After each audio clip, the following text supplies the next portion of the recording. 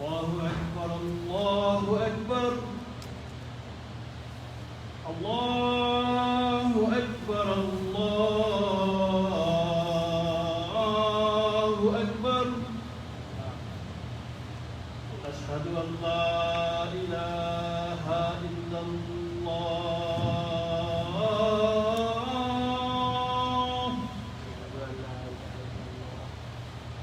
أشهد أن لا إله إلا الله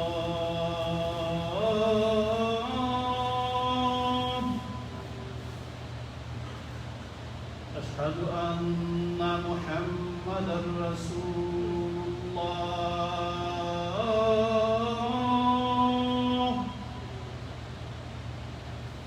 أشهد أن محمدا رسول الله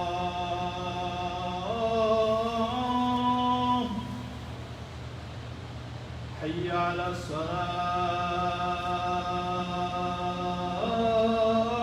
الصلاة حي على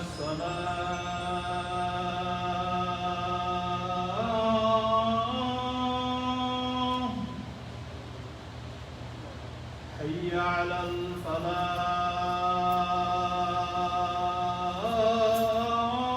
الفلاح حي على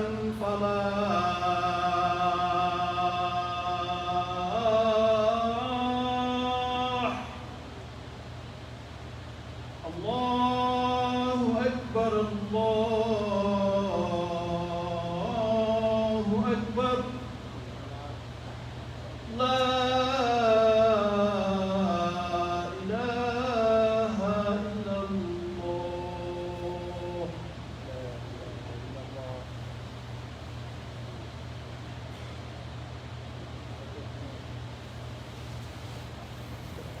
أعوذ بالله من الشيطان الرجيم بسم الله الرحمن الرحيم الحمد لله الذي قضى على نفسه بالبقاء وحكم على الخلق أجمعين بالموت والفناء وأشهد أن لا إله إلا الله وحده لا شريك له قيوم السماوات والأراضين بعث نبيه محمد صلى الله عليه وآله وسلم رحمة للعالمين وأشهد أن محمدا صلى الله عليه وآله وسلم عبد الله ورسوله بلغ حقيقة رسالة ربه وأفضل الأمانة ونصح للأمة وجاهد لله حق جهاده حتى أتاه اليقين إخواني في الله وأخواتي في الإسلام أوصي نفسي وإياكم بتقوى الله عز وجل وبعدم إسيانه فلقد قال لي ولكم تلك الدار الآخرة نجعلها للذين لا يريدون علوا في الأرض ولا فسادا والعاقبة للمتقين. Brothers and sisters in Islam, we thank the Almighty Allah for giving us another opportunity to be here today. We thank Him for His mercies that He's bestowed upon us. We bear witness that there is no deity worthy of worship except the Almighty Allah. We also bear witness that the Prophet Muhammad sallallahu alayhi wa alihi wasallam is His servant and His messenger. Whosoever the Almighty Allah guides is really guided. And whosoever goes astray has nobody to blame but themselves. Today is a Friday which corresponds with the 25th day of Muharram, 1443 years after the hijrah of the Prophet Muhammad sallallahu alaihi wasallam, which also corresponds, I believe, with the 3rd day of September 2021. It's an honor and a privilege to be here today. The last time I was here was almost a year ago when I came as a visitor, and I have been honored.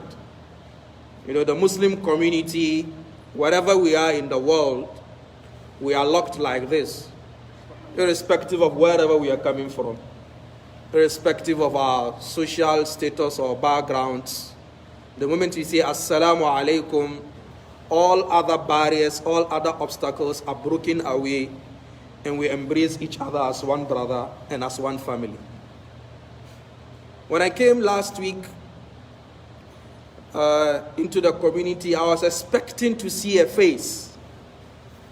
And even though my heart tells me that I can't see that face, but the spirit was yearning to see that brother. But the Almighty Allah had already done His will. He has already done His justice. I was expecting to see my father, my uncle, my brother, Mujib Bai. I spoke to him on the first day of Ramadan. We called each other. And then in the final days of Ramadan, I was called and told that he had left us. That is the reality of the dunya. At a point in time, we are here,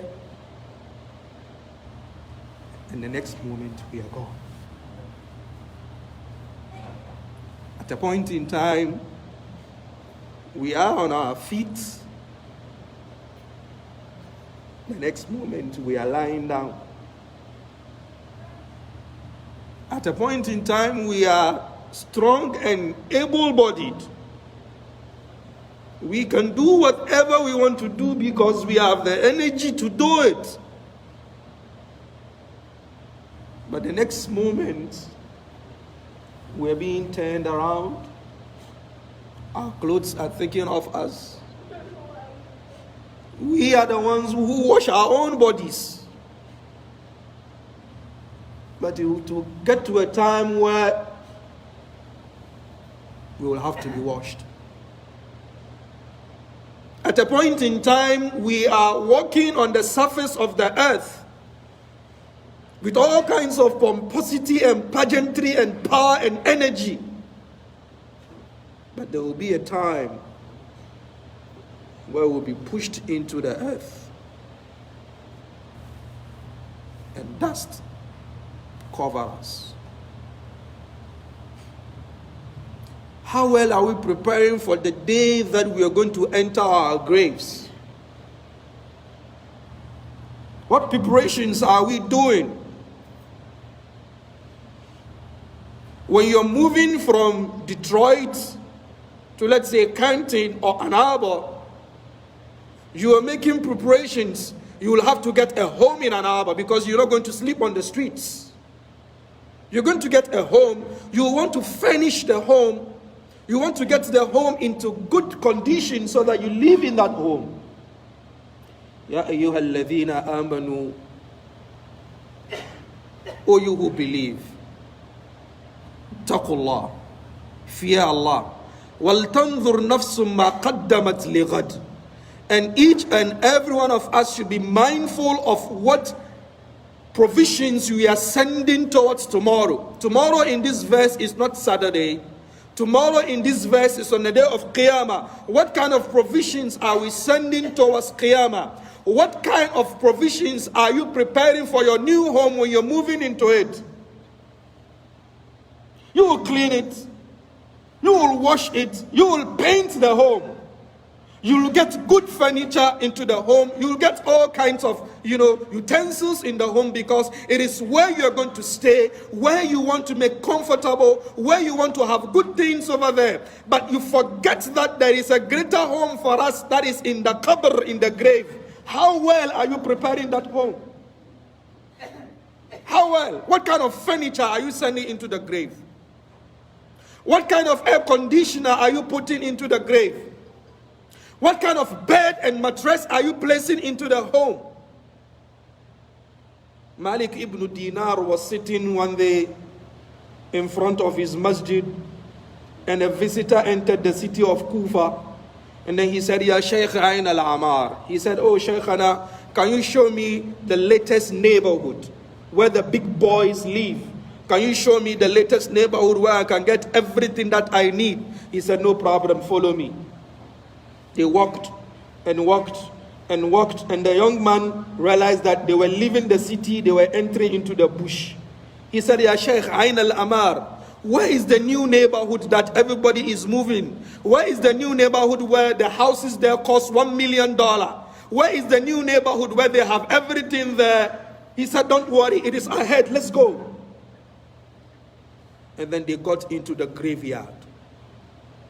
The young man said, Ya Sheikh, I asked you to bring me into the new neighborhood, and then you've brought me into the graveyard. He said, yes, Huna al-Amar. This is the new neighborhood. كل الذين هناك سيأتون هنا وليس أحد من هنا سيرجع إلى هناك. He said, everybody who is over there in the city will come here into the graveyard, and nobody in the graveyard will get up from here and return to the dunya. How well are you planning? The reality of death is that it comes to us at a time when we are not prepared. The reality of the dunya is that the reality of death is that it comes to us at a point whereby we don't know. You don't know the time, you don't know the place, you don't know the conditions, you don't know the necessities, you don't know anything about that. It comes baghtatan, it comes straightforward. Death doesn't care whether you are sick or you are healthy, it doesn't care whether you are old or you are young, it doesn't care whether you are powerful or not. Death doesn't, it's the only system that doesn't discriminate. Whether you are prepared or not, you will go. Whether you are old or young, you will go. Whether you are strong or not, you will go. And the frightful thing is you don't know when you're going to go. None of us here knows. So what is the onus upon us? The onus upon us is to prepare. You know, it's like someone is going to take you, let's say, to Washington, D.C. He is going to drive the car.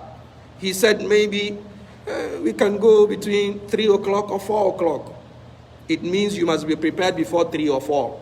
Because he can arrive in your house at any time between 3 and 4. If you are not ready, he's going to go and leave you. But death, whether you are prepared around 3 or 4 o'clock, he is going to take you, you're going to go.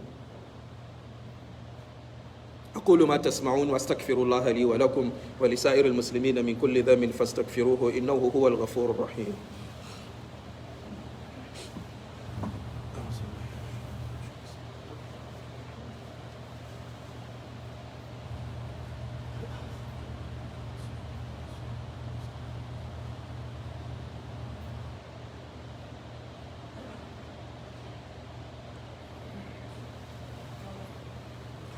أعوذ بالله من الشيطان الرجيم بسم الله الرحمن الرحيم الحمد لله رب العالمين والعاقبة للمتقين ولا عدوان إلا على الظالمين وأشهد أن لا إله إلا الله وحده لا شريك له وأشهد أن محمدا عبد الله ورسوله أما بعد.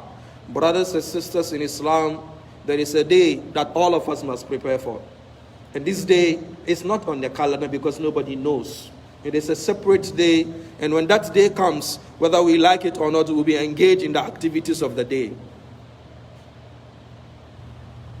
إن الذين قالوا ربنا الله ثم استقاموا تتنزل عليهم الملائكة ألا تخافوا ولا تحزنوا وأبشروا بالجنة التي كنتم توعدون نحن أولياؤكم في الحياة الدنيا وفي الآخرة ولكم فيها ما تشتهي أنفسكم ولكم فيها ما تدعون نزلا من غفور رحيم.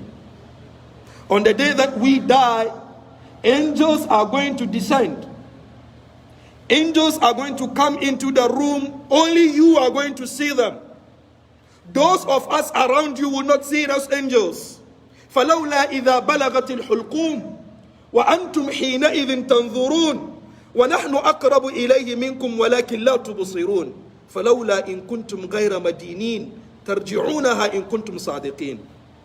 When the angels of death are going to enter into your room, wherever you are, whether you are in the hospital or you are in your home, when the angels of death descend into the room, whatever doctors you have are going to be useless. You can have the best of surgeons, you can have the best of doctors, you can have the best of security. You can be the head of state of anything. You can have all the best security. You can have the chief bodyguards with you. But the angel of death will enter without any permission. Maybe when someone is going to visit your house, he has to call you 24 hours before to book an appointment before they come to your office. They have to call. If they get to your office, your secretary will have to go through them, ask them why are they here, do they have an appointment. If they don't have an appointment, your secretary will reject them. But the angel of death, he doesn't need anybody's permission to come into your room. Understand that. Your children will stand beside you. Your wife will be there. Your brothers will be there. We will all be there. We don't have the power to stop him. We can't do anything. كلا إذا بلغت التراقي وقيل من راق. When the soul gets to the throat here, وقيل من راق, your children and your wife will be shouting, where is the doctor? Some of us will be saying, let's call Imam Abdul Latif to come. Let's call Sheikh Ali from Kantin to come. وَظَنَّ أَنَّهُ الْفِرَاقِ. You who is lying down know that today I'm going to die. We are standing there looking for solutions. And you know the solution that today, no injection, no medication, no ruqya, no recital, no dua is going to stop the malakul maut from taking you away. You are seeing him eye for eye. We are only wasting time trying to think that we can save the day. وَظَنَّ أَنَّهُ الْفِرَاقِ. You who is lying down, know as for today, that is the end. 4 angels will descend into your room. The first one will say, Ya ibn Adam, O you son of Adam. Tuftu laka al-mashariq wal-magharib. I had combed the east and the west. I was looking for one drop of water in your rizq that the Almighty Allah has written that you have gallons of water to drink. All of us here, we have gallons of water to drink.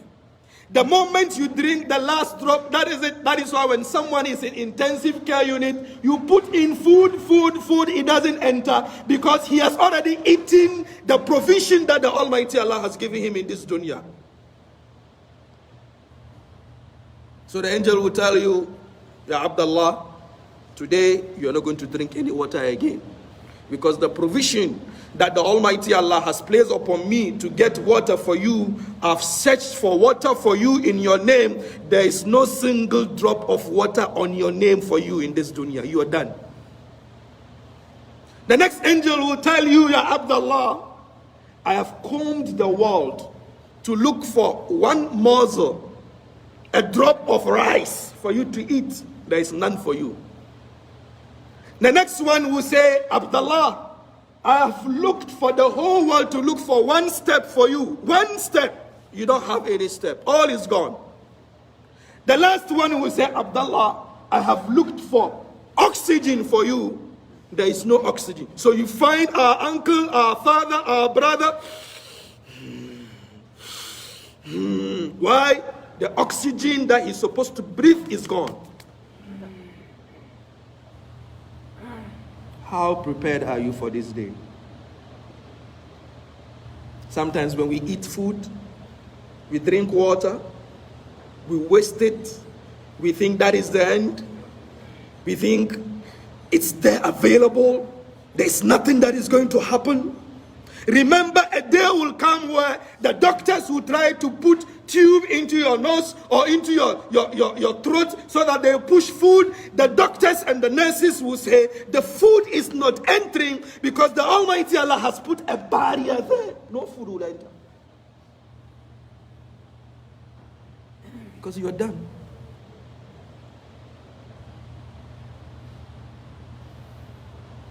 May Almighty Allah safeguard us. When you die, and when I die, look at a human being when he's walking on the streets of Hamtramck, and then he feels everybody else is stupid.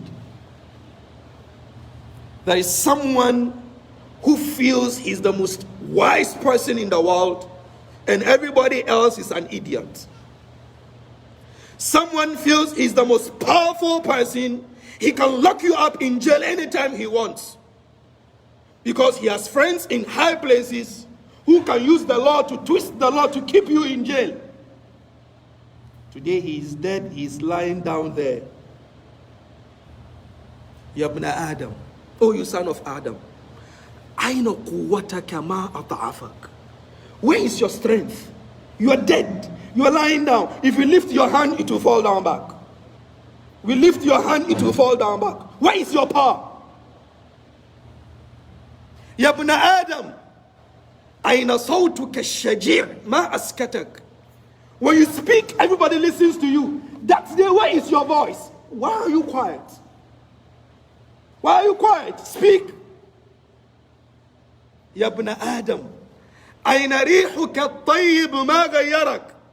Your perfume costs $500. Your perfume costs $1,000. That's there within 3 hours you start smelling.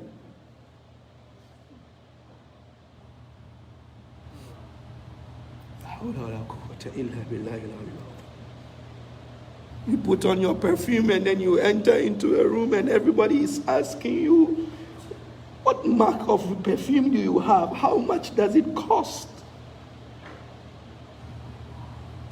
I bought it in Los Angeles, Beverly Hills. That is why I bought it. I bought it $500. No, I went to Paris and I bought it. It's $800. You see this? It is a special oil. When you die within 2 hours, that perfume is not going to benefit you in any way. You're going to smell. That's who you are. Because the organ system in your body, the digestive system is no longer working. So everything in your tummy begins to rot. Your tummy bloats. And some people will ease. You're going to eject toilet from you. Some people will have bad smelling water running out of their noses and their ears. That is why we put cotton wool in your nose, so that we don't want people to know you are smelling.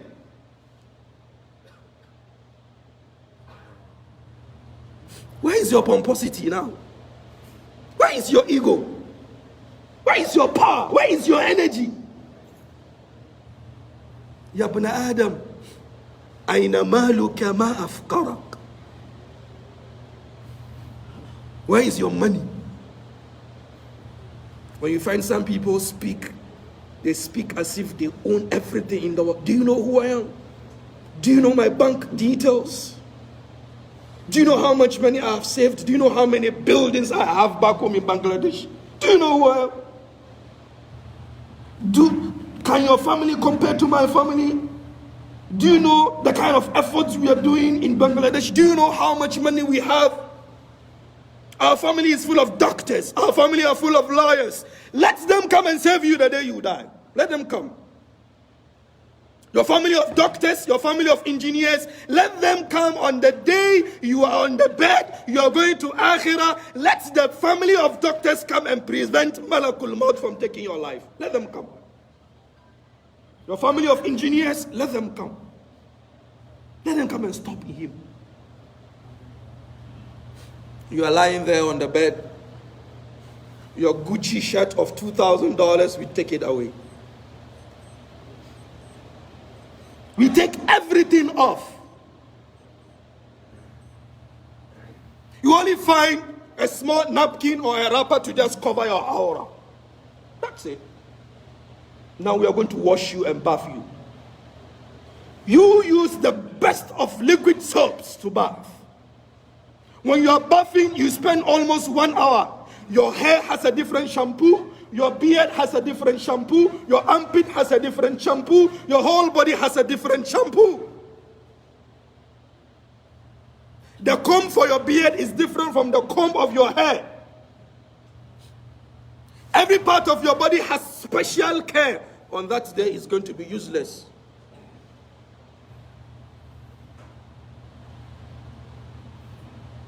La hawla wa la quwwata illa billah. When we wash you, we are not going to clothe you in any shirt or trouser. No. we're going to wrap you the same way we wrap shawarma. Wallahi, anytime I see shawarma, my heart beats. I'm not saying it is haram, no. I'm not saying shawarma is, nobody should get me wrong and say the sheikh is trying to say shawarma is haram, no. The way shawarma is wrapped looks like the same way we will wrap you when you die. So in everything you do in this life, you must take a lesson from it. When we wrap you, we are going to prepare you for the grave. Understand, nobody is buried in the sky, no. When the Prophet Muhammad sallallahu alaihi wasallam was buried in the earth, Fatima radiallahu anha asked Bilal, Ya Bilal, so you people, you had the peace of mind to put my father in the grave, in this earth, to cover him.